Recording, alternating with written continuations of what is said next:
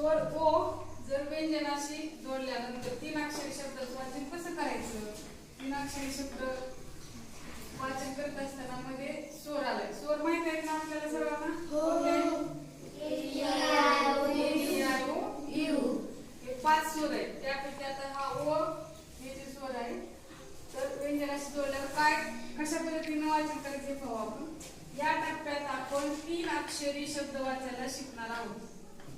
तीन अक्षरी शब्द वाचण्यासाठी आपल्याला एका व्यंजनाला स्वर जोडल्यावर त्या दोन अक्षरांचा आवाज काय होतो ते माहित असणे जरुरी आहे.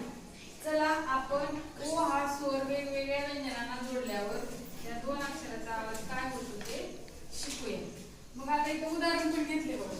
सी ओ, सी चा आवाज क, ओ चा आवाज ऑ, त्यामुळे सी ओ चा आवाज होतो ऑ. आपण प्रत्येक जे काही लेटर्स आहेत त्या प्रत्येक लेटरचा आवाज आपण शिकलो. How many letters are there in English? 26. 26 लेटरचा आवाज आपण पाहिलेला आहे.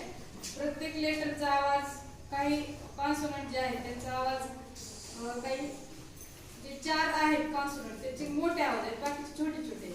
तसं आता ए आय ओ चा आवाज मात्र मोठा आहे. ओचा आवाज माहिती आहे की नाही तुम्हाला? तर त्यापैकी इथं ऑ